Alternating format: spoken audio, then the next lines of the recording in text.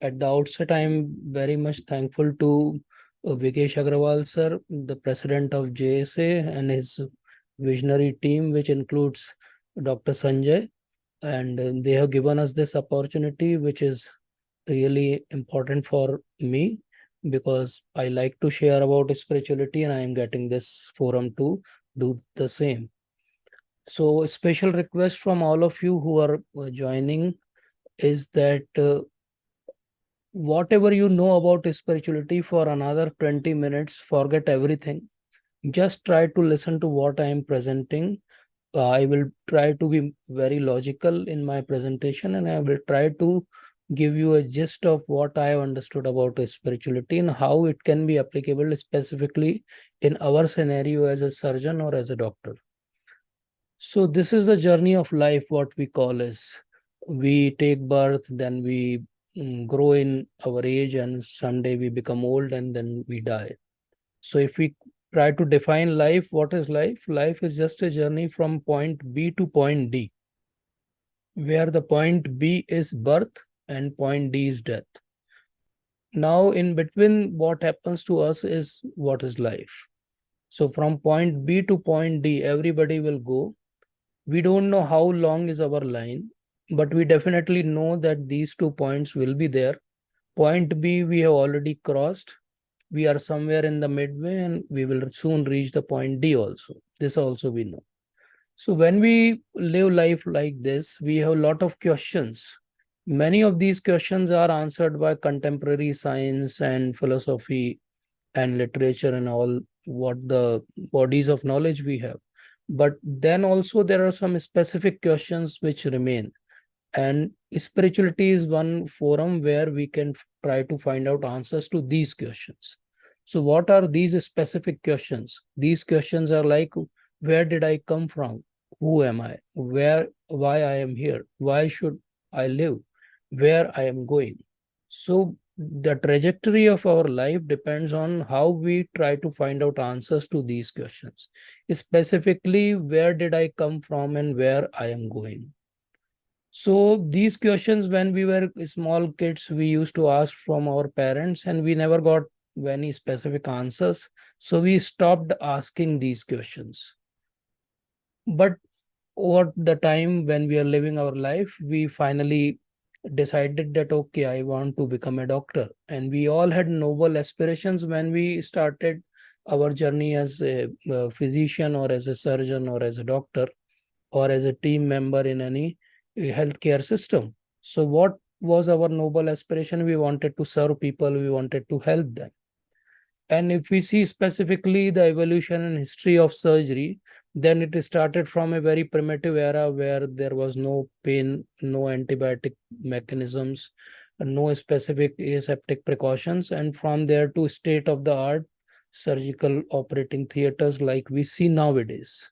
So this evolution not only happened in that particular field of surgery, this evolution also happened for a specific person who is called a surgeon. So now surgeon has to have a very sophisticated knowledge about lot many things and gadgets. Then only he is able to perform his art of surgery. So this evolution is not only happening over the ages, like the first picture which we see is somewhere around 16th century, and this is what is the scenario in 2023. But over the time, not only this evolution has happened in the field of surgery, this evolution is also happening to us also as a particular individual. So we have to educate ourselves, we have to acquire new and new skills, we have to handle the adverse events which come with the surgeries which we do. We have to ensure quality of surgery care, and we have to ensure the ethical behavior of not only surgeon, our team members also. And these are unique set of challenges. Now, if we look at these challenges, except the education and acquisition of surgical skill part, which is being taught in medical colleges, the rest of the thing, how to handle the adverse event, how to maintain our ethical behavior and quality control, these are actually not taught in medical colleges. And these are somewhere the topics which lie in the zone of what we call is spirituality. So why we have to become spiritual? We have to become spiritual because these three things, or I should say more than 60% of your life, depends on how you handle the situations and events. And here comes the role of, we have done a lot of things, we have learned so many things over the time, we have grown up in age and maturity and wisdom also, and we have, few of us have reached to the middle age also. About, I call it middle age is something when your age starts to show around your middle, that is, you understand what I am talking about. So we all are nearing middle age, or we have crossed middle age. So all these years we have taken a lot of care of patients. We have taken their stress. We have wrestled with the financial problems. We have been fighting for patients' life with the people, with the system. We are nowadays, even we have to fight with the patient's relatives also. All these have their own emotional turmoil, and how to survive this emotional turmoil. When we learn all these things over the ages, say in few decades, we are called as, now we have become a mature and competent surgeon. So who is a mature and competent surgeon? Who can handle all these things, not only surgical part, but the emotional impact also, the how to handle patients also. And then when we become mature surgeon, we have established practice. This is something like it looks. It is like a tree where a lot of fruits are there, or they will be coming. So we are expecting a good harvest. So everybody looks at those fruits and says that, okay, now surgeon sir is enjoying his life, but nobody understand how much he has put his whole endeavor and abilities into this, so that he can earn all these fruits. But all these years when we are growing in life, we hit something what is known as midlife crisis. We think that our best years are have passed, and we think that maybe in future I will be able to do or perform in the same way or not. New techniques are coming, new skills are being needed to be acquired. Will I be able to do it? And this is where I tell you that, okay, we all have very good intelligent quotient. That's why we could clear these tough exams, and we could acquire all these degrees and abilities to do all these complicated surgeries. And over the time, as I told you, because of all those learning, we have learned the emotional aspect of it also. We have become more flexible. We have decided what is our priority, what nowadays people call as emotional quotient. So a good surgeon will have a good IQ, definitely, and a good EQ also, because he has to handle a lot of emotional turmoils. But in spite of having good EQ and good IQ, why it is happening that the physicians, the surgeons, the pediatricians, they are almost more than 40% of them are saying that they are facing burnout? Why emergency medicine almost 60% uh, residents and practitioners, they are saying that they are facing the burnout? So there is something which is not right. And what is that we have to explore? And this is a universal phenomenon. If you look at PubMed, you will find a lot of literature nowadays on surgeon burnout and physician burnout. And it is happening to everyone, whether you are practicing in a rural area or a metropolitan area. Only figures differ. In a metropolitan area, almost more than 50% of them, they say that they are facing the burnout. And what is the outcome of all these things? Insomnia, heart disease, diabetes, substance abuse, anxiety, depression, relationship, interpersonal problems, exhaustion. And it turns ugly for patients also, because now we are giving less time to them. There is delay in their care, quality is being deteriorated, and a lot of medical errors are happening. So all these things are happening because we are not taking good care of our spiritual aspect. Even substance abuse, if you see, 10 to 14% of US nurses and doctors are addicted to drugs or alcohol because they have easy access to them. And then you will say that, okay, why you're taking all the data of US or Western countries only? So here comes Indian data. Almost 30% of Indian doctors and physicians, they go through depression, and 17% have suicidal ideation in their life. So this is a big number. So why this is happening? Doctors have a higher suicide rate of almost 2.5 times more than the general population. तो हम सबको समझा रहे हैं कि चिंता मत करिए, चिंता मत करिए, और हम कितने चिंतित हैं? हम हमारे सुसाइड करने का रिस्क 2.5% ज्यादा है जनरल पॉपुलेशन से. So think about it, where are we heading through all this? और nowadays the best thing is, if you don't have any solution, you become like a ostrich. आप शुतुरमुर्ग जैसे अपनी गर्दन रेत में धंसा लो और बोलो कि नहीं नहीं, सब बढ़िया चल रहा है, सब अच्छा है, बहुत अच्छी प्रैक्टिस चल रही है, खूब पैसा है. लेकिन क्वेश्चन ये है कि क्या लाइफ है? और इशू क्या है? मैंने आपको एक ट्री का एग्जांपल दिया था, we will take through that example only. Issue क्या है? इशू ये है कि हमारी इनसिक्योरिटी, हमारी लो सेल्फ वर्थ, हमारा फियर, रिजेंटमेंट, एंगर, एंजाइटी, आपस की cut practice, cut throat competition, distress, pride, इस सब का जो हमने बीज बोया है, तो उसका फल भी यही लगता है कि हमारे पेड़ पे depression, substance abuse, emptiness, mental illness, crime, addictions यही पलते हैं. और फिर हम कहते हैं कि अरे, हमको डॉक्टर नहीं बनना चाहिए था, हमने गलत डिसीजन ले लिया, और हम दुखी हो जाते हैं. और एक बार फिर से वही क्वेश्चन हमारे मन में आते हैं जो हमने बचपन में पूछे थे लेकिन हमको आंसर नहीं मिले थे. और वो क्वेश्चन क्या थे? Where did I come from, who am I, why I am here, who, how should I live, and where I am going. And then again you think कि क्या इसका कोई आंसर है? अब ऐसा हुआ कि we are going through a crossroad. There are two roads nowadays. One road is road which we were thinking that we are searching for happiness, और उस रोड पे हम बहुत आगे तक चले. हमने अपनी फिजिकल बॉडी का केयर किया, हमने अपने इमोशंस का केयर किया, हमने रिलेशनशिप्स का केयर किया, हमने टाइम को मैनेज किया, हमने अपने कैरियर को मैनेज किया. लेकिन उसके बाद भी हम फिर सब्सटेंस अब्यूज में क्यों फंस गए?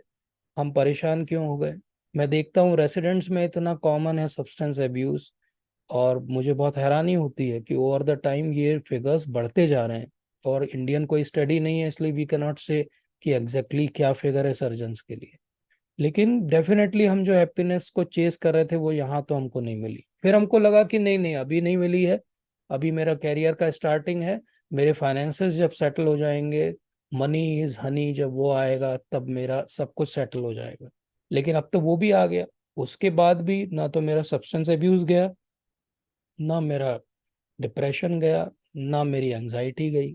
तो ऐसा क्या हो गया? कहाँ पे मेरे से कोई कमी रह गई? और कोई कहता है कि नहीं, अभी और जब पैसा आएगा ना तब अच्छा हो जाएगा. लेकिन एक्चुअली मिडिल क्लास की डेफिनेशन इंडिया में क्या है? जो भी कोई 25,000 से ज्यादा मंथली कमा रहा है वो मिडिल क्लास है, और 90% इंडिया से ज्यादा बेहतर पोजीशन में है. इमेजिन करिए कि आप, हम सब 25,000 से ज्यादा ही कमा रहे हैं, तो हम 90% इंडियन से ज्यादा अच्छे हैं. लेकिन फिर हम सब्सटेंस अब्यूज में क्यों हैं? फिर हम दुखी क्यों हैं? फिर हम डिप्रेस क्यों हैं? हमसे तो वो अच्छा है जो कम कमा रहा है और खुश है. ऐसा क्या गलती हमने किया है पूरी लाइफ में कि हम ये सब भोग रहे हैं?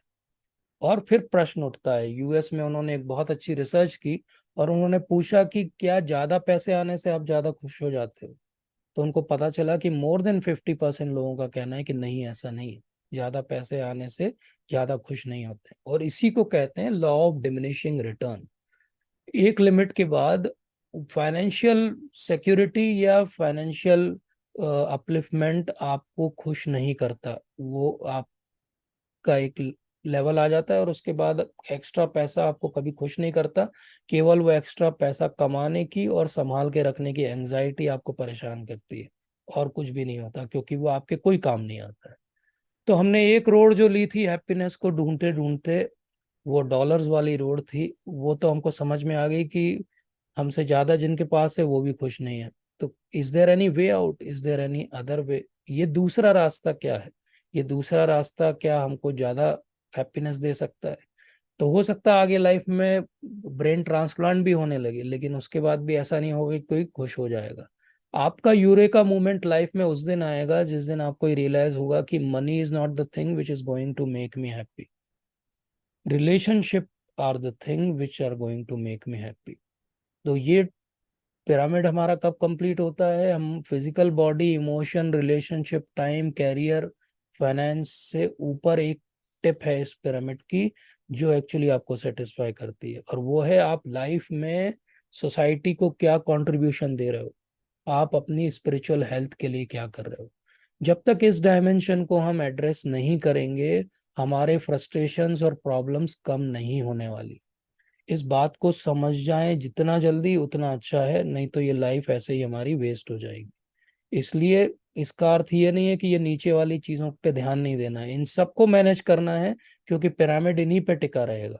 लेकिन जब तक ये टिप हमारी डेवलप नहीं होगी, जब तक, इसको मैस्लोज ने कहा है सेल्फ एक्चुअलाइजेशन, जब तक ये बात आगे नहीं बढ़ेगी तब तक हम लाइफ में सेटिस्फाई नहीं होंगे। इसीलिए एक सर्वे हुआ और उसमें पूछा गया अमेरिकन से कि what would make you happier. तो 67% ने बोला कि love will make us happier, relationship will make us happier. Only 33% said that money will make them happier. तो ये सबसे ज्यादा जो मटेरियलिस्टिक सोसाइटी है यूएस, उसकी बात कर रहे हैं हम। तो इंडिया में तो ये कितना और फिगर 67% से ज्यादा ही होगा। जब जब हमारी लाइफ में ये 67% की बात पे हम ध्यान नहीं देंगे, रिलेशनशिप्स पे, लव पे ध्यान नहीं देंगे, सर्विस एटीट्यूड पे ध्यान नहीं देंगे, तब तक हम सेटिस्फाई और हैप्पी नहीं रह सकते। तो हमको क्या करना है, हमको स्पिरिचुअल अगर बनना है तो हमको इंडिविजुअलिस्टिक मटेरियल वर्ल्ड ओरिएंटेशन को बंद करके हमको दूसरों के लिए सोचना पड़ेगा। हमको हमारे फ्यूचर के लिए जो डेथ के बाद भी रहेगा उसके लिए सोचना पड़ेगा। जब भी ऐसी बात होती है तो दो चीजें आती है, क्या मैं रिलीजियस बन जाऊं या मैं स्पिरिचुअलिस्ट बन जाऊं। रिलीजियस बनने का अर्थ है कि मैं कोई भी एक जो मेन स्ट्रीम रिलीजन है उसको फॉलो करने लगूं, और स्पिरिचुअलिस्ट बनने का अर्थ है कि बहुत सारी बुक्स हैं स्पिरिचुअलिटी के, बहुत सारे लोग हैं जो सिखाते हैं, क्या मैं उनसे सीख के उनके जैसा बनने का प्रयास करूं। तो यहाँ पे एक क्वेश्चन आता है कि रिलीजियस बनना चाहिए कि स्पिरिचुअलिस्ट बनना चाहिए। और इंडिविजुअल मटेरियल वर्ल्ड ओरिएंटेशन से तो हमारी लाइफ नहीं चलने वाली, इतना तो हमने समझ लिया। तो एक्चुअली रिलीजन क्या है, स्पिरिचुअलिटी क्या है, मैं इस फिगर से आपको बता रहा हूँ। रिलीजन है एक स्पिरिचुअलिटी बहुत बड़ा ओशन है, और उसका एक छोटा सा हिस्सा जब कॉर्डन ऑफ कर दिया जाए और बोला जाए कि इस तरीके से, इस वे ऑफ लिविंग में जो जो लोग रहेंगे तो वो हमारे रिलीजन को फॉलो करते हैं, तो वो उसको कहा जाता है रिलीजन। स्पिरिचुअलिटी अपने आप में एक अथाह समुद्र है, इट इज ए बॉटमलेस सी। तो हर व्यक्ति की इनहेरेंट जो सर्च है मीनिंग की, जो हैप्पीनेस की, जो अल्टीमेट पर्पस ऑफ लाइफ, वो स्पिरिचुअलिटी फुलफिल कर सकता है, वो रिलीजन भी पूरी तरीके से फुलफिल नहीं कर पाएगा। जो इनहेरेंट सर्च है हम सबकी, वो सर्च ये है कि मेरा पर्पस क्या है यहाँ पर आने का। हमारी जो इनहेरेंट सर्च है वो ये है कि actually why I am here, और इसी को कहते हैं वेलनेस व्हील। तो हम फिजिकल पार्ट पे ध्यान देते हैं, न्यूट्रिशन पे ध्यान देते हैं, हेल्थ पे ध्यान देते हैं, बॉडी के लिए केयर पे ध्यान देते हैं, डिजीजेस ना हो इसका ध्यान देते हैं, हम इंटेलेक्चुअल चीज़ों पे ध्यान देते हैं, हमारा इमोशनल क्वोशंट अच्छा रहे उस पे ध्यान देते हैं, हमारे सोशल जो है रिलेशनशिप्स अच्छे रहें उस पे भी हम ध्यान देते हैं, हमारी ऑक्यूपेशन अच्छी चलती रहे उस पे भी ध्यान देते हैं। एक डायमेंशन को हम पता नहीं क्यों छोड़ देते हैं, और वो है स्पिरिचुअल। उसको ज्यादातर लोग एक आध अगरबत्ती जला के, एक आध बार साल में एक दो बार मंदिर जाके, या कुछ छोटा मोटा रिचुअल करके सोचते हैं कि हम स्पिरिचुअल हो गए। लेकिन रिचुअल होना अलग है और स्पिरिचुअल होना अलग है। रिचुअल होना भी ठीक है कुछ नहीं होने से, लेकिन स्पिरिचुअल होना मतलब आपकी थिंकिंग में, आपकी रोज की जीवन में, आपके उठने बैठने सोचने के तरीके में वो चीज दिखना चाहिए। और जब वो चीज दिखती है तो वो आपकी वैल्यूज में दिखती है, वो आपकी हैप्पीनेस में दिखती है, आपकी बिलीफ में दिखती है, पैशन में दिखती है, आपके ट्रेडिशन में और आपकी प्रैक्टिसेस में दिखती है। और जब वो दिखने लगती है तो आसपास भी लोगों को पता चल जाता है कि you are different, you are someone who is interested in something else then what एवरीबody is chasing for. Now question arises that why is spiritual wellness important? Why can't we just be like what everyone is doing? तो reason है कि जब आप spiritual होते हो तो आपका जो माइंडसेट होता है वो अडॉप्टेबल होता है, वो फ्लेक्सिबल होता है। लाइफ में सबके प्रॉब्लम्स आएंगी, लेकिन जो स्पिरिचुअल है वो उन प्रॉब्लम्स को ज़्यादा अच्छे से हैंडल कर पाएगा, अपना इमोशनल जो है स्टेडीनेस रख पाएगा। आप जो भी गोल्स बनाओगे, आपकी जो भी रिलेशनशिप्स रहेंगी वो हेल्दी रहेंगी, आप डिफिकल्ट डिसीजंस भी लाइफ में ले पाओगे, क्योंकि आपको वो हायरार्की ऑफ डिसीजन मेकिंग पता होगी कि कब कैसे। आपकी अगर स्पिरिचुअल हेल्थ रहेगी तो आप लाइफ में पीसफुल रहोगे, और आप डिफिकल्ट से डिफिकल्ट और हार्डेस्ट चैलेंजिंग टाइम में भी आप होप और कंफर्ट ढूंढ पाओगे। एज ए सर्जन, ये डिफिकल्ट टाइम्स बहुत बार हमारी लाइफ में आएंगे और आते रहेंगे। अगर हम स्पिरिचुअल रहेंगे तो हम होप और कंफर्ट को ढूंढ पाएंगे। तो हमने देखा था कि IQ और EQ, ये तो हम सबका बहुत अच्छा है। एक और चीज जो अब हमको डेवलप करनी है वो है SQ, द स्पिरिचुअल क्वेश्चन। जब हमारा SQ भी डेवलप होगा तो हमारे इंस्टिंक्ट, हमारे वैल्यूज से हमारी लाइफ गवर्न होगी, और जब ऐसा होगा तो हमारा हर चीज में परफॉर्मेंस, ऑप्टिमम परफॉर्मेंस रहेगा। अब इसमें से अगर हम SQ को हटा देंगे तो IQ और EQ से भी लाइफ चलेगी, लेकिन जब चैलेंजेस आएंगे तो वो लाइफ में टर्मोइल आ जाएगा। तो हम देखते हैं कि बहुत इंटेलेक्चुअल लोग, इवन IAS और IPS ऑफिसर्स भी सुसाइड कर लेते हैं। हम देखते हैं कि डॉक्टर्स भी सुसाइड कर लेते हैं। तो क्या उनके IQ और EQ में कमी थी? नहीं, उनके SQ में कमी थी। इसीलिए केवल IQ और EQ से लाइफ जी जा सकती है, लेकिन अल्टीमेट फुलफिलमेंट नहीं मिल सकता, और आपको लाइफ के क्वेश्चंस के आंसर नहीं मिल सकते, और आपका जो पर्पस है यहाँ पे ह्यूमन लाइफ का, वो अचीव नहीं हो सकता। तो हमने देखा था कि एक पेड़ हमारा लग गया है जिसमें फल लगने वाले हैं और लग रहे हैं, और सबको अच्छा लग रहा है वो पेड़, लेकिन उसकी जड़ है एक्चुअली जिससे वो पेड़ ग्रो होता है।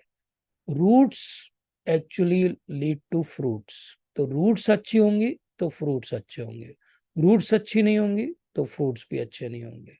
इसलिए हम सबको क्या फ्रूट्स चाहिए? हमें रिजल्ट्स चाहिए कि हम मोटिवेटेड रहें, हमारी लाइफ फुलफिलिंग रहे, पॉजिटिव रहें, हम हैप्पी रहें। लेकिन उस सब के लिए हमको क्या करना पड़ेगा? हमारी रूट्स को स्ट्रांग करना पड़ेगा। फ्रूट्स सबको दिखेंगे लेकिन रूट सबको दिखेगी नहीं। ये जो रूट्स हैं यही स्पिरिचुअलिटी है। जो फ्रूट्स हैं वो सबको दिखेंगे, सब बोलेंगे कि वाह इनकी लाइफ अच्छी चल रही, लेकिन पर्पस कहाँ से आएगा? स्पिरिचुअलिटी से आएगा। अच्छी हेल्दी हैबिट्स कहाँ से आएंगी? अच्छे बिलीफ सिस्टम्स कहाँ से आएंगे? एक इंटरनल पीसफुलनेस कहाँ से आएगी? लाइफ में एक वर्दीनेस कहाँ से आएगी कि मैं अच्छा जीवन जी रहा हूँ? ये पैसे से नहीं आएगी, ये आएगी स्पिरिचुअलिटी से। जब स्पिरिचुअल रूट्स होंगे तो फ्रूट्स हमेशा अच्छे होंगे। और ये बात केवल हमारे लिए नहीं है, हम जो अगली जनरेशन को पाल रहे हैं, सिखा रहे हैं, वो अगली जनरेशन कैसी बनेगी आगे जाके? जब उसकी लाइफ में टेम्पटेशन आएंगे तो क्या वो झुक जाएगी, या वो हमारे संस्कारों पे खड़ी रहेगी? जब वो हमारे कंट्रोल में नहीं रहेगी तो वो कैसा जीवन जिएगी? ये डिपेंड करेगा कि हमने उनको कैसी स्पिरिचुअल रूट्स दी हैं, और वो डिपेंड करेगा कि हमारी अपनी स्पिरिचुअल रूट्स कैसी रही हैं। इसीलिए पर्सनल ग्रोथ हो, चाहे सेल्फ केयर हो, चाहे मेंटल हेल्थ हो, ये सब चीज को अगर एक साथ होलिस्टिक वे में किसी को करना है तो केवल एक काम करना है, और वो है स्पिरिचुअल ग्रोथ। आप स्पिरिचुअल ग्रोथ पे ध्यान देंगे, आपकी personal growth, self care, mental health सब कुछ हो जाएगी। तो अब प्रश्न उठता है जो हमारा आज का डिस्कशन था, कि आप रोज आप अपने आप को कैसे नर्चर नरिश कर रहे हो? क्या कर रहे हो आप अपनी स्पिरिचुअल हेल्थ के लिए? आप अपनी फिजिकल हेल्थ के लिए बहुत कुछ कर रहे हो, आप अपनी मेंटल हेल्थ के लिए कर रहे हो, इंटेलेक्चुअल हेल्थ के लिए कर रहे हो, आप सोशल हेल्थ के लिए कर रहे हो, लेकिन स्पिरिचुअल हेल्थ के लिए आप क्या कर रहे हो? ये क्वेश्चन है जिसके साथ हम आप सबको छोड़ना चाहते हैं। आस्क योर सेल्फ कि आप अपनी स्पिरिचुअल हेल्थ के लिए क्या कर रहे हो। लेकिन क्या हम कर सकते हैं, वो मैं दो चार आपको टिप्स देना चाहता हूँ। बहुत बड़ा कुछ काम नहीं करना है, हमको केवल हमारी थिंकिंग को एक बार रीअलाइन करना है। और वो रीअलाइन करने के लिए इतना सिंपल काम है जैसे ABCDE बोलना। जैसे हम ABCDE इजीली बोल देते हैं, ऐसे ही हम स्पिरिचुअलिटी की भी ABCD सीख सकते हैं। तो स्पिरिचुअलिटी की पहली ABCD का A क्या है? एसोसिएट। आप उन लोगों के साथ में रहो जो स्पिरिचुअल हैं। अगर आपको स्पिरिचुअल बनना है तो आप अकेले अलग थलग रह के नहीं बन सकते, आपको ऐसे लोगों से सीखना पड़ेगा जो स्पिरिचुअल है। तो जैसे कि किसी भी ऑक्यूपेशन में या किसी भी हॉबी में लोग एक ग्रुप बनाते हैं, ऐसे एक स्पिरिचुअल ग्रुप भी होना चाहिए, और यही हमारा एंडेवर है। ये जो हमने आज सेशन लिया है, इसका एंडेवर हमारा यही है कि अच्छे लोग एक साथ जुड़े हैं जो स्पिरिचुअलिटी में इंटरेस्टेड। बी ऑफ स्पिरिचुअलिटी क्या है? बुक्स पढ़नी पड़ेंगी। किसी भी नॉलेज के फील्ड में अगर आगे बढ़ना है तो नॉलेज पहले गैदर करना पड़ेगा।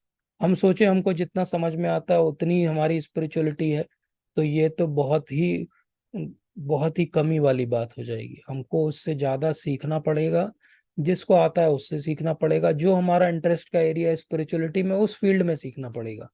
हम इन सेशंस में से कहीं भी किसी भी स्पेसिफिक फिलोसॉफी या कोई भी ऑर्गेनाइजेशन को प्रमोट नहीं करने वाले हैं। हम इन सेशंस में केवल एक जनरल गाइडलाइंस देने वाले हैं, और फिर आप अपने साइकोफिजिकल नेचर से पिक कर सकते हो कि आपको क्या अच्छा लगता है। सी ऑफ स्पिरिचुअलिटी क्या है? आपको कनेक्ट होना पड़ेगा। कनेक्ट किससे होना पड़ेगा? कनेक्ट अपने आप से सबसे पहले होना पड़ेगा। हम सारी दुनिया से कनेक्टेड हैं, आज इतना सोशल मीडिया है, आप क्लिक पे आप यूएस यूके से बात कर सकते हो, लेकिन क्या आप अपने आप से कभी बात करते हो?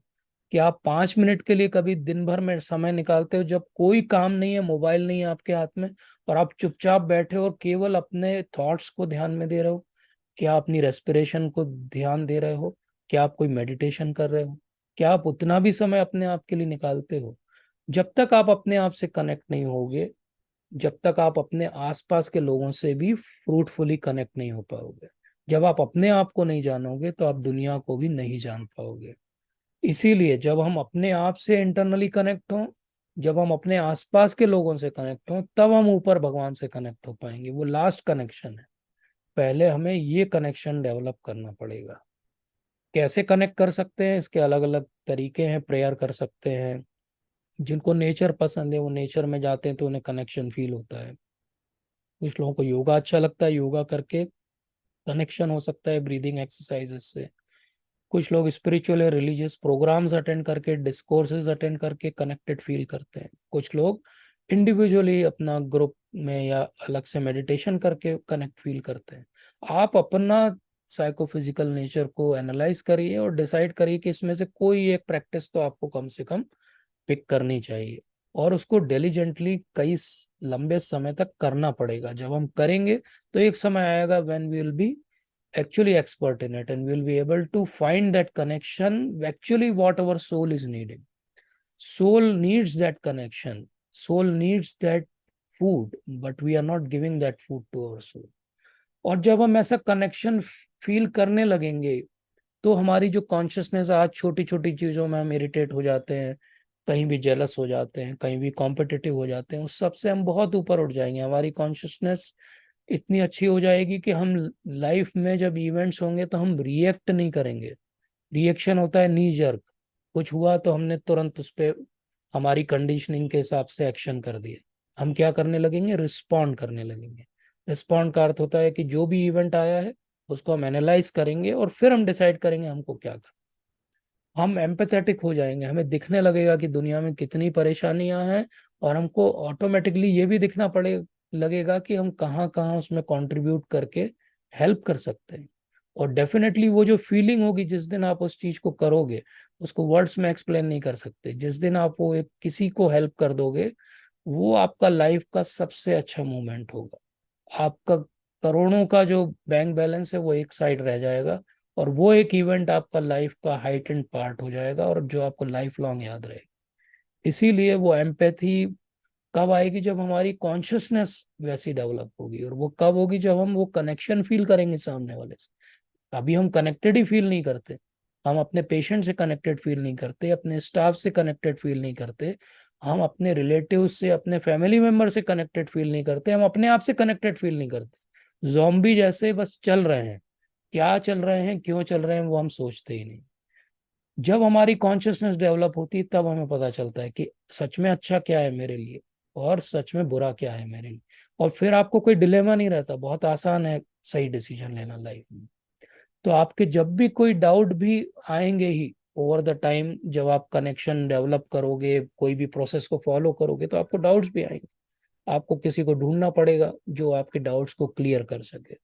क्योंकि जब तक आपके डाउट्स बने रहेंगे, आप स्पिरिचुअलिटी में ऐसा समझो कि आपका एंकर वहीं डला है, और आप सोच रहे हो कि आप शिप को रो करके ले जाओगे। जब तक एंकर उठाओगे नहीं, शिप रो नहीं होगी। डाउट बने रहना ऐसा हो जाएगा जैसे गाड़ी चला रहे हैं तो इस एक्सीलेटर पे भी पैडल दे रहे हैं हम, और ब्रेक भी दबाया हुआ, गाड़ी आगे नहीं बढ़ेगी। स्पिरिचुअलिटी मैं जब हम इतनी बात कर रहे हैं तो कई लोग क्वेश्चन उठाएंगे कि आजकल एविडेंस बेस्ड जमाना है, आप कहाँ स्पिरिचुअलिटी की बात कर रहे हो, हजारों साल पुरानी। लेकिन ये मैं पबमेड के आपको दो फिगर्स बता रहा हूँ। ये फर्स्ट जो फिगर है वो स्पिरिचुअलिटी पे जो पब्लिकेशंस है उनका है, और सेकंड जो फिगर है 1058 जो पब्लिकेशंस हैं, ये फिगर है spirituality specifically related to surgeons. इतने ज्यादा आर्टिकल्स और रिसर्च पब्लिश हो रहे हैं, मतलब इसमें कुछ ना कुछ तो होगा। जैसे एक हार्वर्ड गैजेट में अभी रिसेंटली पब्लिश हुआ कि उन्होंने फंक्शनल एमआरआई करके देखा कि जो लोग मेडिटेशन करते हैं उनकी फंक्शनल एमआरआई में ये बहुत स्पेसिफिकली दिखता है कि उनका एमेगडाला के लेवल पे एक्टिवेशन कम हो जाता है, इवन जब वो एजिटेटिंग चीजें देखते हैं उसके बाद भी। मतलब उनका इमोशनल कंट्रोल अपने ऊपर बढ़ता है। तो डेफिनेटली ऐसी बहुत सारी स्टडीज हैं फंक्शनल एमआरआई, और बहुत सारी क्वेश्चनियर बेस्ड स्टडीज हैं जिन्होंने प्रूव किया कि spirituality definitely helps in your life. ऐसे बहुत सारे और भी लिटरेचर हैं जिसमें वो बोलते हैं कि इमोशनल कोशेंट कितना इम्पोर्टेंट है सर्जन्स के लिए, या कोई स्पेसिफिक बुक जब हम फॉलो करते हैं और उस हिसाब से लाइफ जीते हैं तो वो भी हमारी प्रैक्टिसेस में और हमारी लाइफ में एज ए सर्जन बहुत हेल्प कर सकती है। तो हमने देखा कि बहुत सिंपल है स्पिरिचुअलिटी को फॉलो करना। केवल हमें ऐसा ग्रुप ढूंढना है जो स्पिरिचुअल हो, हमें ऐसी बुक्स पढ़नी है जो स्पिरिचुअली हमें गाइड करे, हमें कनेक्शन फील करना है अपने आसपास सब लोगों से, एम्पैथी से बिहेव करना है, अपने जो डाउट्स आएंगे उनको क्लियर करना है। और इसके पीछे बहुत सारे एविडेंस हैं जो हमें प्रूव करते हैं कि स्पिरिचुअलिटी के हिसाब से लाइफ जी जा सकती है। लेकिन इस सब के लिए ABCDE के बाद एक F लगेगा, और वो F है फेथ। जब तक ये फेथ नहीं आएगा, इनिशियली फेथ हमें रखना पड़ेगा, क्योंकि अभी हमारा कोई एक्सपीरियंस नहीं है स्पिरिचुअलिटी का, लेकिन हम करते रहेंगे तो धीरे धीरे एक टाइम आएगा जब ये फेथ हमारा स्ट्रांग हो जाएगा, क्योंकि अब हमारे साथ अपना पर्सनल एक्सपीरियंस रहेगा जिसके बेसिस पे हम कह सकेंगे कि नहीं, what we are doing is right. तो हमने बात चालू की थी कि हमारी लाइफ कैसी है, एक जर्नी है पॉइंट बी से पॉइंट डी। पॉइंट बी है बर्थ, और पॉइंट डी है डेथ। ज्यादातर लोग इस जर्नी को बस जिए जा रहे हैं। पॉइंट बी से निकल चुकी है उनकी गाड़ी, पॉइंट डी पे पहुंचेगी किसी दिन, उन्हें नहीं पता है कि लाइन कितनी लंबी है। और इस जर्नी में हमें जो काम मिल गया है कि लोगों की लाइफ को सेव करना है, इसलिए हम अपने आप को डॉक्टर्स, सर्जन्स, फिजिशियंस बोलते हैं। लेकिन इस जर्नी ऑफ लाइफ में इस पॉइंट बी और डी के बीच में एक सी पॉइंट भी है। जैसे ABCD में B, C और D आता है, तो सी क्या है? सी है हमारी चॉइस। लाइफ हमें मिली है हमारे जो भी डेस्टिनी थी उसके कारण, लेकिन हर दिन हमको चॉइस भी मिली है। तो हमारी लाइफ डेस्टिनी क्या है कि we have to save life, but हमारी लाइफ की चॉइस क्या है कि actually we should live life also. we should not just save lives, we should live our life also. How to live our life is what we will learn from spirituality. So it is very important that we learn to live life. We just don't want to pass on our life, we want to experience that life, we want to have some reason for living this life, and that reason comes from spirituality. So just to conclude, if you want to take, you take a screenshot of this sentence. What we want to achieve with love and devotion, we will offer everyone, all our patients, a modern, scientific, holistic healthcare service based on the true awareness and understanding of the needs of the body, mind and soul. अब body की needs की care तो हमको medical colleges में बहुत अच्छे से सिखाई है, माइंड की भी थोड़ी बहुत हमने एक्सपीरियंस से और साइकेट्री और साइकोलॉजी के रीडिंग से हमने सीख ली है, लेकिन सोल की केयर हमको नहीं सिखाई गई। ये सोल की केयर ही लेकिंग है जिसके कारण इतने कॉन्फ्लिक्ट्स हो रहे हैं। अगर हम स्पिरिचुअल बनते हैं तो हम सोल के लेवल पे केयर करना सीखेंगे, अपनी खुद की भी, हमारे पेशेंट्स की भी। और जब हम ऐसा करेंगे तो डेफिनेटली हम स्पिरिचुअल होंगे, और हमारी लाइफ भी फुलफिलिंग होगी, और हम, हमारे से जुड़े लोग हैं उनकी लाइफ भी फुलफिलिंग होगी। तो ये एक छोटा सा मैंने आपको प्राइमर दिया कि why we want these sessions, और इसलिए भी मैंने ये प्राइमर दिया कि how we can go about actually starting our spiritual journey. So now I will request Yatin to add on to it, and then we will take queries and questions, whatever are there. Okay. Himanshu, it was very nice hearing to you after such a long time. हम लोग MBBS में साथ थे, and it is after a very very long time. मतलब I also felt that we have come on a common platform to speak about common things. Yeah. बहुत अच्छा लगा मुझे सुन करके। Thank you. Thank you. And Thank there you. Are many things which I have learned. तो You know मुझे everything. ऐसे लगता है that more than me speaking, Yeah. जैसे हिमांशु ने एक आप सब लोगों को एक क्वेश्चन डाला है that what I think the take away of this session when you leave this session is that कोई एक छोटी सी चीज you should decide maybe till the next meeting whenever we meet, one small thing what you will do to go in this direction. तो मुझे लगता है any inputs from other people जो कुछ करना चाहते हैं, they are most welcome. Otherwise मुझे मतलब specifically there such a nice presentation that I think so many things to take back home. तो कोई एक चीज उठा करके you can decide what is to be done. Good books on spirituality. Yes, Yes. yes. Very nice question. Very nice question. See, my journey of spirituality started when I read Autobiography of Yogi, a very nice book by Paramahansa Yoganand and must read for all of us. Now, if you ask me which book I will suggest, then definitely it will be Bhagavad Gita because I'm trying to read and go in deeper into it. But there are many other good books also, like Alchemist by uh, Pablo, and there are few good books like Journey Home by Radhanath Swami Maharaj. These are also good books which will give you some basic outline and gist about spirituality.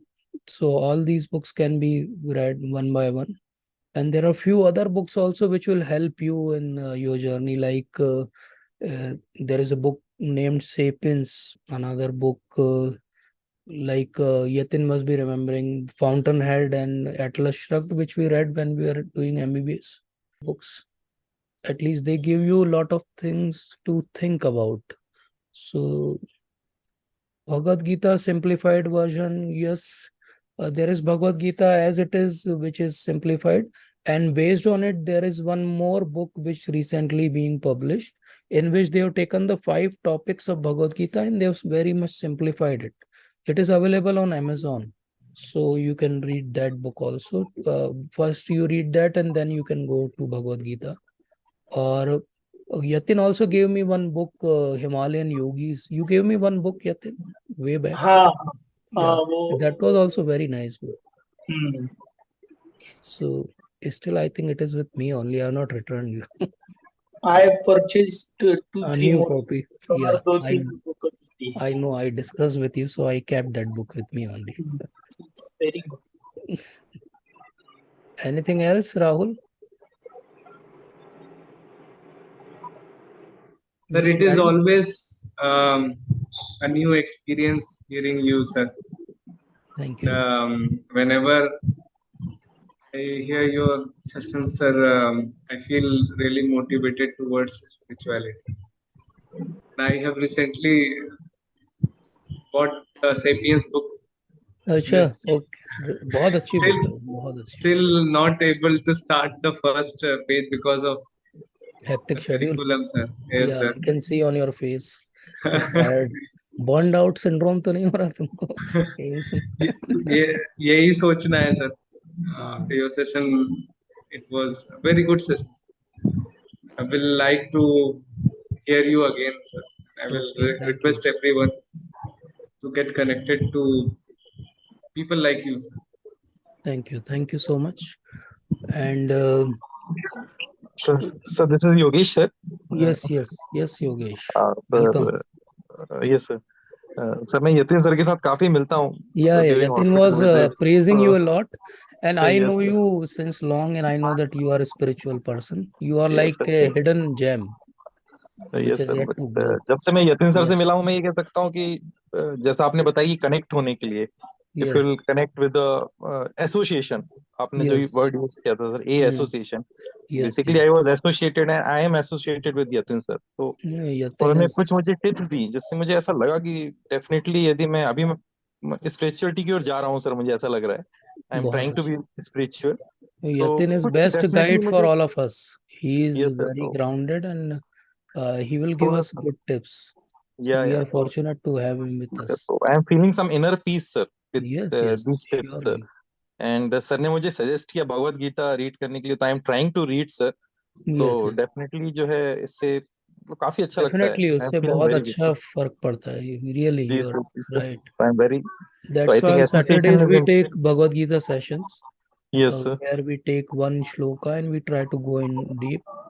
But yes definitely एक overall आपका life का perspective, जो हम सोचते हैं ना कि एक ही लाइफ है हमारी, बस बर्थ के बाद कुछ समय है, अचीव कर लो, जी सर, वो जब आप एक बार भी कैजुअली भी भगवत गीता पढ़ते हो ना, तो यू रियलाइज कि ये तो रिकरिंग फिनोमेना है, बहुत बार लाइफ आ चुकी है, जा चुकी है, कोई नया बात यस नहीं है. अब सर, नया बात तो तब होगा जब हम इस सर्कल से बाहर निकलेंगे. तो वो जो एक पर्सपेक्टिव है ना लाइफ को देखने का, जिस जी दिन सर, वो डेवलप हो जाता है तो आपकी प्रायोरिटी तो सडनली चेंज हो जाती है. I agree sir totally Yes, with yes. This sir. So really, Bhagavad Gita is something which all of us should read. Not only that it is Indian or Hinduism or something. It is a yes book sir, of life. It is life manual for all of us, for yes everyone, like irrespective of religion. Yes उसमें कहीं भी Hindu word ही नहीं है पूरी भगवत गीता में. Yes sir, it is, और जो चीजों की बात हो रही है ना, कई बार लगता है कि 5,000 years पुरानी बात है, अभी क्या मतलब है, क्या रेलेवेंस है उसका. लेकिन एक बार आप पढ़ते हो तो आपको समझ में आता है कि वो अर्जुन के लिए नहीं है, वो तो हमारे अंदर के सारे जो भी इश्यूज, प्रॉब्लम, कॉन्फ्लिक्ट्स हैं, उन्हीं को तो एड्रेस कर रहे हैं. Yes yes. सर, जी सर, तो बहुत अच्छा प्रेजेंटेशन था sir, it's very useful sir for me sir. Thank you so much. Nilima madam has asked that how much we improved. If I am on a spiritual path, we can know. Yes. Yes, madam. We can know how much we have improved by just one thing, how much humble we have become. Bhagavad Gita में कहते हैं विद्या विनय संपन्ने ब्राह्मणी गवि हस्तिनी. विद्या विनय संपन्ने, तो जो पंडित है, जो समदर्शी है, वो विद्या और विनय दो चीज से संपन्न होता है. विद्या अर्थात नॉलेज, और knowledge without humility is useless.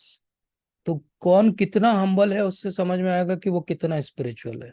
ऐसा एक बहुत फेमस मिडिल ईस्ट के पोएट है, उन्होंने एक अपनी रुबाई लिखी और उसमें लिखते हैं वो कि जो गार्डन है डिवाइन लव का, उस गार्डन का जो गेट है वो बहुत छोटा है, आपको झुक के अंदर जाना पड़ेगा.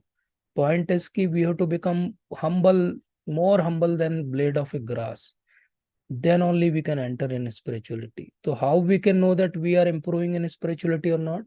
Just by looking at कि हमारी प्रॉब्लम्स नहीं बदलेंगी, आसपास की सिचुएशन नहीं बदलेंगी, हमारा रिस्पॉन्स बदला क्या उनको लेके. हमारा रिस्पॉन्स अगर बदला है मतलब हम स्पिरिचुअली ग्रो हो रहे हैं. वही चीज पे मैं 1 साल पहले नाराज हो जाता था, फ्यूरियस हो जाता था, और उसी चीज पे 1 साल के बाद मैं टेक इट इजी पॉलिसी अपना रहा हूँ, मतलब मैं स्पिरिचुअली ग्रो हो रहा हूँ. अगर मैं वही चीज पढ़ के पहले मुझे लगता था अरे देखो कितनी नई चीज केवल मेरे को आती है, और आज मैं जब पढ़ता हूँ तो मुझे लगता है अरे इतने साल बाद मुझे समझ में आई, मतलब मैं हम्बल हो रहा हूँ. तो अगर हम हम्बल हो रहे हैं, विनम्र हो रहे हैं, मतलब हम स्पिरिचुअली ग्रो हो रहे हैं. I think this is what is my take. Yatin, you want to add something? नहीं, I think that is right. और जो हिमांशु के प्रेजेंटेशन में एक पॉइंट था दैट मुझे हर बार ये विचार आते रहता है दैट एनिमल्स और हम, यदि हम देखें तो जो जो चीज एनिमल्स करते हैं वो सब हम करते हैं. They take birth, they die, they reproduce, they some animals take care of our kids, of their kids. हम लोग भी सिमिलरली वही करते हैं. तो is there a difference between our life and an animal life, or we are just at the same level doing same things what animals do? And the only one difference which जो मुझे लगता है that human beings have got the capacity to think for others, to live for others. मतलब all of us are one, there are no two people in this world. जब ये feeling more and more आने लगती है, then you will feel everything around you is also the same. The plant, the air, the birds, means everyone is a part of your family. You are not a separate person. तो जब ये you start feeling for others, जैसे हम लोग इतनी बार we take a set of new clothes for us. Have we ever thought कि जो हमारे घर पे काम करने के लिए आता है या कुछ ये करने के लिए आता है, कभी ऐसा विचार आता है क्या कि आज हम कपड़े उसके लिए लेंगे, we will not take something for us?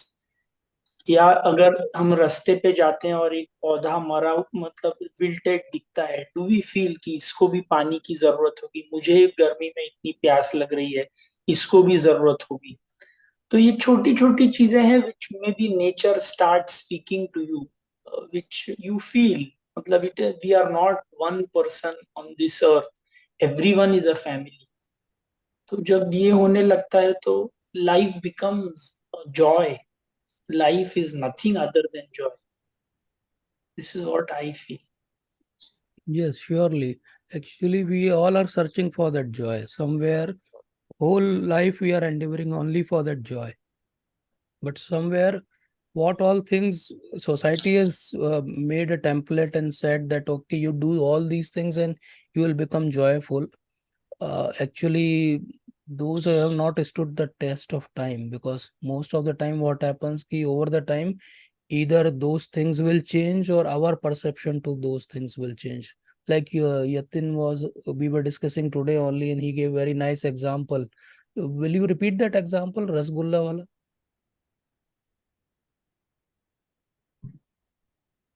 You are mute. Yeah. अभी Yes. सुनाई दे रहा है? हाँ, सुनाई दे रहा है. Yes. आज ये प्रेजेंटेशन करने के पहले वी वर जस्ट डिस्कसिंग कि पता नहीं कोई आता है कि नहीं आता, नहीं होंगे तो तुम और मैं ही कुछ डिस्कस करेंगे। तो वी वर जस्ट टॉकिंग कि क्या क्या बोलना चाहिए। तो आई वाज टेलिंग हिम कि मतलब the only and only purpose of life, everybody's life, मतलब अगर मैं आप सबसे पूछूं कि आप ये जिंदगी क्यों जी रहे हैं, डॉक्टर क्यों बने, why did you have kids, why did you get married, the only single reason is that everyone wants to be happy. There is no other reason to life. So if everybody wants to be happy, is it not logical कि हम लोगों को we should try and search for the greatest source of happiness? तो जैसे मैं हिमांशु के साथ जब डिस्कस कर रहा था तो आई सेड कि जो उसने लॉ ऑफ डिमिनिशिंग रिटर्न्स बताई थी, suppose I give you one rasgulla, may be you like rasgulla lot, आप एक खाओगे, दूसरा खाओगे, और मान लीजिए उस समय घर से कोई फोन आ जाता है, somebody tells you that something is not right at your house, तो शायद रसगुल्ले खाने की एंजॉयमेंट चली जाएगी। So why does the enjoyment go? Because your focus from the rasgulla has changed. अगर enjoyment रसगुल्ले में होती तो वो फोन कॉल से enjoyment नहीं जानी चाहिए थी। तो अगर enjoyment चली गई है तो your focus has shifted from one place to the other place. तो जब mind focus था, you were enjoying. So a happy mind, अगर किसी को हैप्पीनेस ढूंढनी है, they should be able to focus your mind, that is जहां पे भी फोकस करेंगे। जैसे मैं यदि अभी आपसे प्रेजेंटेशन में बात कर रहा हूँ and if my mind is on 10 other places, तो I am not enjoying this presentation. Most of the time हमारी आजकल की परिस्थिति यही है कि हम शरीर एक जगह है पर दिमाग ऑलरेडी आइदर वो पास्ट में है या फ्यूचर में है। तो to be able to focus your mind is one of the ways where you can be happy. So this is one thing which I feel। और दूसरा, किसी दूसरे के लिए कुछ भी छोटा सा काम करते हैं, तो ये आप में भी इस वीक में ट्राई करके देखिएगा कि जो आप खुद के लिए कर रहे हैं, किसी दूसरे के लिए एक छोटा सा काम, plan that work and do. May be किसी को रोड क्रॉस करने में सिर्फ एक आप हाथ दे दें, किसी को बाहर जो प्यासा है उसको पानी दे दे, you will see that that small act of done for others with no intention to get anything for yourself will generate so much of happiness, जो शायद आप सिर्फ अपने एक्ट के लिए नहीं कर पाओगे. तो ये कुछ छोटी छोटी चीजें हैं जो I keep on doing. Sir, another question is there. Does traveling around the world and knowing yourself and world comes under spiritual roof? Traveling Is around this the a world. is this a question for me or is it for Himanshu? Sir, for you, sir. अच्छा, question क्या है? You have traveled travelling a lot, around so you should answer this question. Sir, does What is traveling around the world and knowing yourself and the world comes under spiritual roof? I think everything in the world, there is nothing other than spirituality in the world. हम अगर अपना life का, जैसे हिमांशु ने बोला that S quotient is missing, all things can be made into everything can be spiritual. See, if I'm trying to treat a patient और मेरा अगर सिर्फ एटीट्यूड है कि मैं पेशेंट से पैसे कैसे निकालूं, तो this is not the right attitude. The same action but with a changed attitude कि how best I can help the patient. Action दोनों में सेम रहता है, बट इनर एटीट्यूड जिससे आप काम कर रहे हैं वो टोटली चेंज हो जाता है. जैसे to give you an example, एक सोल्जर इंडिया का सोल्जर पाकिस्तान को के सोल्जर को मार देता है एंड उसको रिवॉर्ड किया जाता है. But the same soldier when he comes home और उसने अपने साइड के नेबर को मार दिया तो उसको फांसी लगा दी जाएगी. Both activities he is doing the same thing but attitude has changed. तो आप कोई भी एक्टिविटी कर रहे हो, it can be the simple of simplest activity. all activities can be made into a spiritual activity by changing the attitude with which you are doing the activity. If that attitude is only centered towards you, then it cannot be spiritual. If it is for the well-being of all and you are included in that, then it is a spiritual activity. So whether you are traveling, whether you are not traveling, whether you are doing anything, all can be made into spiritual. It can be a spiritual action. Yes, Yatin, very nicely you have said. I will just add a small point to it. सारी spiritual traditions में और even established जो world wide religions हैं उन सब में एक जो यात्रा का कॉन्सेप्ट है कि you to go to some pilgrimage. So it is there. It is actually spiritual aspect to it because when you travel, you have a lot of experiences and you see a lot of things which you don't know, and that widens your horizon. So definitely it helps a lot. There is one more question that how your book का नाम पूछना है. Actually वो उसका book का नाम है How to Think Fast and Slow, Not Easy. Daniel Kahneman की book है. He is a Nobel laureate. You can read that book very nicely. They have depicted a lot of how we make decisions, how we think in our life. Very nice book to understand human psychology. Is there any other question, Rahul?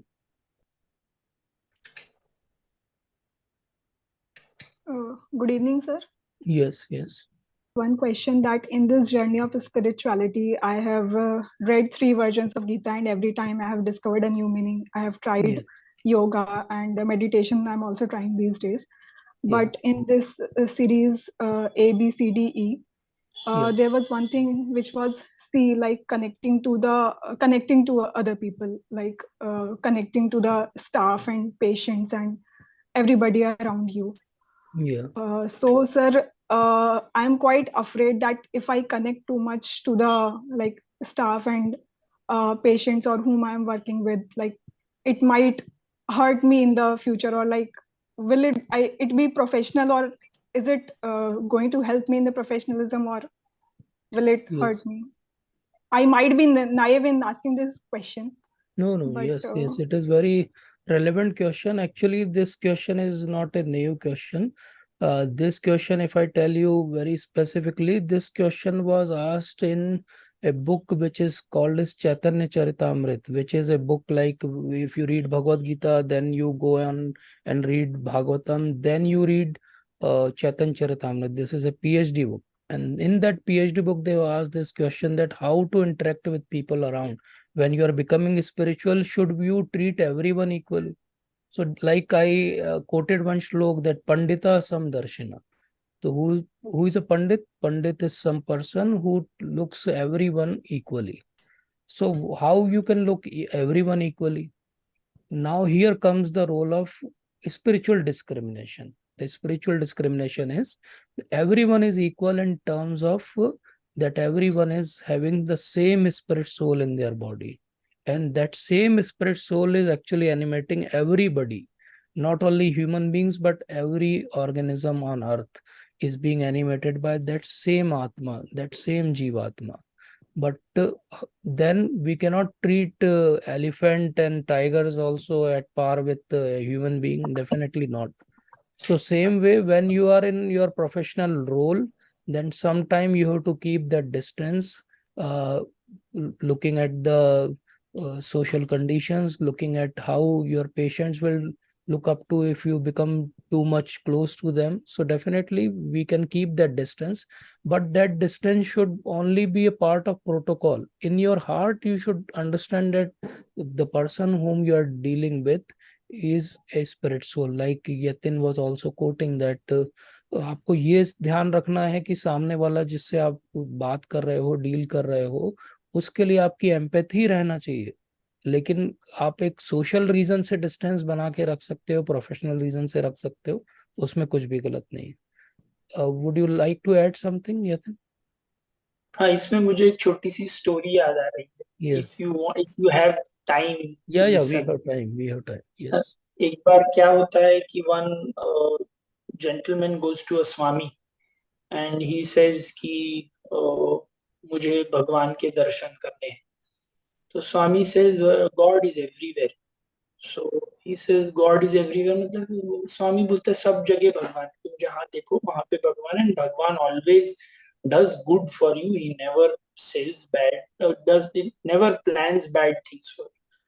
So he is very happy and he is going कि अब भगवान सब जगह दिखेंगे. तो सामने से एक हाथी आ रहा होता है एंड दैट वो हाथी पागल हो गया होता है, मतलब उसका वो कुछ वो he is out of control. और उसके ऊपर एक महाउत बैठा रहता है. महाउत उसको इस बंदे को बोलता है कि ये हाथी के रास्ते से हट जाओ, ये हाथी आउट ऑफ कंट्रोल चला गया है, it will hurt you. But ये बोलता है नहीं, महात्मा ने तो मुझे बोला है कि भगवान सब जगह है, तो हाउ विल दिस हाथी हर्ट मी. वो नहीं हटता. कुछ समय के बाद हाथी आता है, उसको अपनी सूंड से पकड़ के बाहर फेंक देता है. तो फिर ये रोता हुआ जाकर बताया दिस इज ऑल यूजलेस. आपने बोला था भगवान सब जगह है, वो हाथी में भी है, तो उसने मुझे ये कर दिया. तो स्वामी बोलता है हाथी में है नो डाउट, पर वो महाउत में भी तो भगवान था. He was telling you not to come on the way. तुमने सिर्फ हाथी के ही भगवान का क्यों सुना और महाउत के भगवान का क्यों नहीं सुना? Yes, yes. So everybody is equal, no doubt, but you have to use your discrimination. Yes, surely. The discrimination is always good, but it should not be at the level of that you ill-treat them. You Yes. should feel good for Yes, sir. everyone. Yes, yes. Okay. Thank you so much, sir. Thank you Thank for you, a thank wonderful you. session, and I would like to thank Yatin sir also for Yeah, adding yeah. such interesting Even I will thank incidences and Yatin sir examples. for this नहीं, wonderful I session. ऐसे session attend करने के लिए मेरे ख्याल से मेरी किस्मत बहुत अच्छी रही होगी, that I could have the privileged company of elite people like you. नहीं तो ज्यादातर टाइम तो इतनी फालतू जूम मीटिंग्स होती हैं. मैंने बीच में एक जोक सुना था कोरोना के टाइम में कि एक जूम मीटिंग हुई थी कि how not to attend a zoom meeting. वो बीच में इतने सारे there was a Zoom meeting, इतने सारे Zoom मीटिंग में अब अगली Zoom मीटिंग अटेंड नहीं करने के लिए आप क्या क्या बहाने दे सकते हो, बहाने दे Zoom सकते अवॉइड कर सकते हो. Yes. So this is one meeting which I would like to attend as many times as possible. So It what was we very were planning is maybe we will try to make it as a monthly affair if it is possible for Yatin also to attend.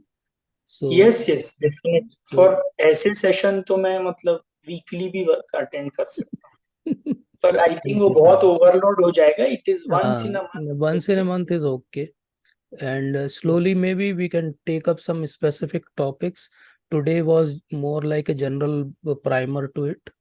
And there is one more last question: how to react less and how to practice this art. Yatin, would you like to answer this? हाँ मतलब how to react less, again the question itself has the answer. React और response में समय रहता है तो अगर हम रुकना सीख जाते हैं किसी ने आपको थप्पड़ मारा इमीडिएट रिस्पॉन्स की हम उसको थप्पड़ मारे पर अगर वो रिस्पॉन्स मान लीजिए आपके पिताजी ने आपको थप्पड़ मारा है तो you will wait for some time and you Yes. Will decide कि this is not the right मतलब ये नहीं करना चाहिए ये नहीं करना so चाहिए. when you have the ability to pause and to think so this pausing has to be practiced and meditation is one of the best ways to practice it so learn to pause in almost all things in life तो हम अगर कुछ sentence एक बहुत बड़ी line लिखते हैं और उसके बीच में अगर कोई स्पेसिंग नहीं हो तो लाइन का कुछ अर्थ नहीं होता है बट स्पेसिंग अगर दे दे तो same letters become into a song So Yes. similarly, our life has to have moments where we practice this pausing each and every day. ये automatically नहीं आ जाता. There are very few people who are gifted with this pausing capacity, but जिस तरीके की आजकल lifestyle है, knee jerk reaction सब लोग देते हैं. मतलब every day you see on the roads एक किसी का गाड़ी का एक्सीडेंट हो गया तो वो ऐसे उतर करके एक दूसरे से बात करते हैं एज इफ मतलब गाड़ी ने उसी के अंदर वो खंजर भोग दिया हो Yes. तो गाड़ी ही सही है ना इंश्योरेंस है ठीक करा लेंगे तो why do you lose your peace of mind for that गाड़ी Yes. तो it has to be practised मतलब सिर्फ कहने से दैट मैं पॉज करूंगा वो पॉज नहीं आता तो ये सब जो चीजें हम reading, talking to similar-minded people helps to get this pause within you. Yes, surely. And very nicely you said that example of space between the words and it becomes a song. So I was just remembered about Bhagavad Gita. That is also a song which Lord Krishna has sung. So definitely, song will only come when you are comfortable, when you are in your elements, not when you are tense, stressed. Surely, we will try to learn this art of meditation from Yatin in future sessions so that we all can learn this art of pausing and reacting less and responding more. So, should we end today's session now? Yes. Yes. Thank you. So, thank you so much, Thanks a lot. Yatin. And thank you to each one of you individually. I bow down to all of you for coming and attending this session and encouraging us. Especially, we are thankful to JSA and especially to Vikesh sir for giving us this opportunity. So, thank you so much. Now we will sign off. Rahul, we will request you to keep coming for next sessions also. Yes, sir. Yes, Surely, sir. it's always encouraging to see you. Thank you so much. We are also thankful to Nilima Chincholkar madam, also thankful to Neeta Pool madam, very senior practitioners. They took out their time and came for this session. We are also thankful to Ashutosh Silodia sir. Sir, would you like to add something? Himanshu, it was Yes. very wonderful to listen to you and to Yatin. And I am not in Jabalpur. I am in right now. I am on vacation in Okay, US with okay. my brother. Okay, But okay. I have managed to So we have set the time because there's the time difference of 12 hours, 10 hours. yes. So, but kind it of was very you, sir. wonderful to So listen. kind of you, sir. And we will be looking forward to much more similar sessions to attend. Thank you so much, sir. Thank you, sir. Okay. It is really encouraging that We have audience from US also. Yatin. So this is a worldwide session. Worldwide Yeah, session. Now it worldwide. is You international have viewers session. from all around the world now. Yes. Thank you. Chalo, Thank okay, you. nice. Thank you, Arjun. Thank you, sir. Yes. Okay. Thank you. Arjun. Namaste. Okay. Namaste. Namaste, Yatin. Namaste. Thank you, sir. Now I can see him. Thank you, Jayesh, for Thank arranging you, sir. everything. Thank you, sir, for Always encouraging. inspiring to see you. Soon you will be also out of India, so we are getting your association. Till then, thank you so much. Thank you, sir. Thank you. Okay.